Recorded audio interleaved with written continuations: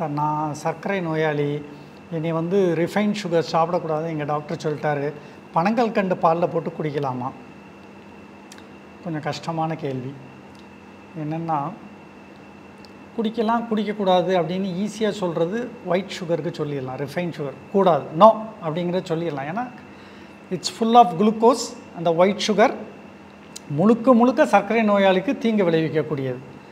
ஆனால் அந்த bomb sugar R பனங்கல்கண்டு கேட்குறீங்கள்ல, ஏன்னா அதில் நல்லதுன்னு கொஞ்சம் கொஞ்சம் இருக்குது. அதனால் அதை டைரெக்டாக ஆன்சர் பண்ண முடியாது. இருந்தாலும் நம்ம அதை பற்றி ஒரு இது பார்ப்போம், ஒரு பார்வை. பாம் சுகர் என்று சொல்லக்கூடிய பனங்கல்கண்டில் வந்து கிளைசிமிக் இண்டெக்ஸ் வந்து லோ, 51 அப்படின்னு சொல்கிறாங்க. கிளைசிமிக் இண்டெக்ஸ்னால் என்ன தெரியுமா? ஒருத்தர் ஒரு உணவை உட்கொண்டால் எவ்வளவு வேகமாக சுகர் ஏறி இறங்குது, அதுதான் glycaemic.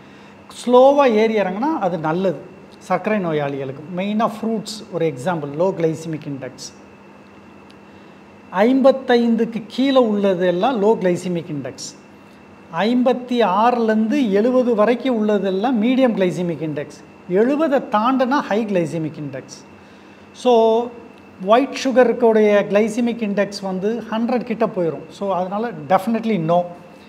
But palm sugar or இந்த பனங்கல்கண்டோடைய கிளைசிமிக் இண்டெக்ஸ் வந்து 51 சம்திங் லைக் தட். ஸோ சாப்பிடலாமா? எல்லா லோ கிளைசிமிக் இண்டெக்ஸும் டயபெட்டிக் பேஷண்ட்ஸுக்கு நல்லது கிடையாது. அந்த இப்போ உதாரணத்துக்கு ஒரு ஃப்ரூட் எடுத்துக்கிட்டிங்கன்னு வச்சுக்கோங்களேன், பழங்கள், அதுக்கு வந்து கிளைசிமிக் இண்டெக்ஸ் கம்மி. அதை சாப்பிட்டா நார்ச்சத்துகள் அதிகம் இருப்பதுனால சர்க்கரை அளவை ஸ்லோவாக ஏறி இறக்க செய்கிறதுனால சர்க்கரை நோயாளிகளுக்கு மிகவும் நல்லது.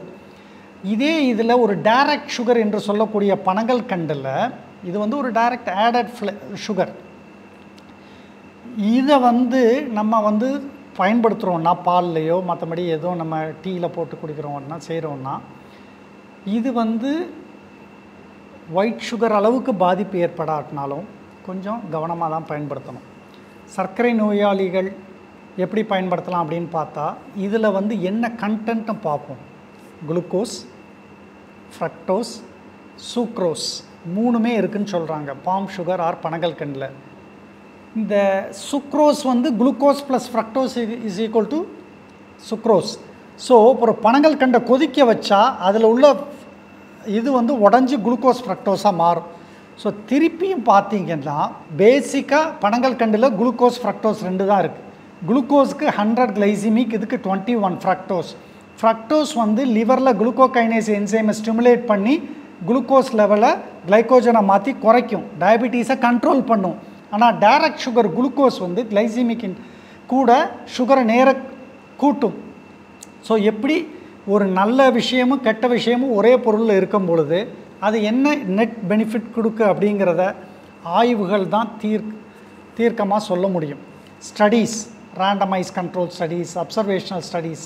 இந்த ஸ்டடீஸுங்கிறது என்னென்னா, இவ்வளோ 1000 மக்கள் இதை சாப்பிட்டாங்கன்னா சுகர் கூடுதா குறையுதா, டயபெட்டிக் பேஷண்ட்ஸ் எடுத்துக்கிட்டால் சுகர் லெவல் எப்படி ஃப்ளக்சுவேட் ஆகுது, A1C என்ன லெவலில் வருது அப்படிங்கிற ஆய்வுகளை பொறுத்து தான் நாம் வந்து எடுத்துக்கொள்ள முடியும். ஏன்னா எவிடன்ஸ் பேஸ்ட் மெடிசன். இப்போ எல்லா குழந்தைங்க யாருனாலும் கேள்வி கேட்டு அதுக்கு வந்து ஆன்சர் சொன்னால் தான் அவங்க பயன்படுத்த ரெடியாக இருக்கிறாங்க.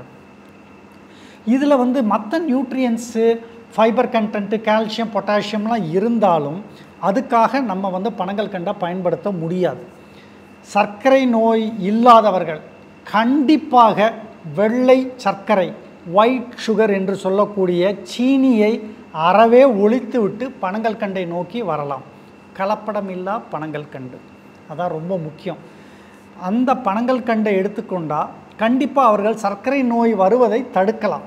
ஏனென்றால் இப்போது அவங்க அம்மா அப்பாவுக்கு சர்க்கரை நோய் இருக்குதுன்னு வச்சுக்கோங்களேன், குழந்தைக்கு வரக்கூடிய வாய்ப்புகள் அதிகம், ஜெனட்டிக் டிரான்ஸ்மிஷன். ஸோ அப்படி உள்ள குழந்தைகள் பனங்கல்கண்டை எடுத்துக்கொண்டால் அவர்கள் சர்க்கரை நோயிலிருந்து கொஞ்சம் தள்ளி போடலாம், இல்லை கொஞ்சம் பெட்டர் ஒயிட் சுகர்ஸை விட, ரிஃபைன் சுகர்ஸை விட. Pre diabetic patients okay, not a bad idea, still you can have white sugars பதிலாக. பட் யாராக இருந்தாலும் உங்களுடைய சுகர் லெவல்ஸ், சுகர் வேல்யூஸ், ஒரு நாளைக்கு எவ்வளோ சுகர் எடுத்துக்கிறீங்க உங்கள் ஃபுட்டில், இந்த கான்ஷியஸ்னஸ் இருக்கணும், ஒரு அவேர்னஸ் இருக்கணும். பார்த்துக்கோங்க, டயபெட்டிக் பேஷண்ட்டோ, ப்ரீ டயபெட்டிக் பேஷண்ட்டோ, நான் டயபெட்டிக் பேஷண்ட்ஸோ அதிகமான இனிப்புகளை எடுத்துக்கொள்வது யாருக்குமே நல்லது கிடையாது. சுகர் இல்லாதவர்களும் அதிக இனிப்புகளை எடுத்துக்கொள்ளக்கூடாது. அளவுக்கு அதிகமான இனிப்புகள் எனர்ஜியை கொடுக்கும், தேவையில்லாத எக்ஸஸ் இனிப்புகள் எல்லாமே கொலஸ்ட்ராலாக தான் கன்வெர்ட் ஆகும். So it's not good. அப்படி பார்க்கும்போது ப்ரீ டயபெட்டிக் பேஷண்ட்ஸ் எடுத்துக்கொள்ளலாம். ஒயிட் சுகர்ஸ் அவாய்ட் பண்ணுங்கள், ரிஃபைன்ட் சுகர்ஸ் அவாய்ட் பண்ணுங்கள், சீனியை வேண்டாம். பனங்கல்கண்ட அளவு குறைத்து எடுத்துக்கொள்ளுங்கள். அன்கண்ட்ரோல் டயபெட்டிக் பேஷண்ட்ஸ் கூடவே கூடாது. ஏனென்றால் பனங்கல்கண்டில் அல்டிமேட்டாக குளுக்கோஸும் இருப்பதனால அது கண்டிப்பாக கண்ட்ரோல் ஆகாது. எல்லாருக்குமே என்னென்னா, எங்கேயாவது நமக்கு ஒரு தீர்வு கிடைக்காதா, வெள்ளை சீனி சர்க்கரை நோயாளிக்கு ஏற்புடையது அல்ல, அப்போ எங்கேயாவது இன்னொன்று பனங்கல்கண்டை சாப்பிடலாம், ஒன்று இல்லைன்னா ஒன்றை நோக்கி தானே பாயும். ஆனால் சர்க்கரை நோயாளிகள் கண்டிப்பாக பனங்கல்கண்டு பெரிய அளவில் அவங்களுக்கு கை கொடுக்காது.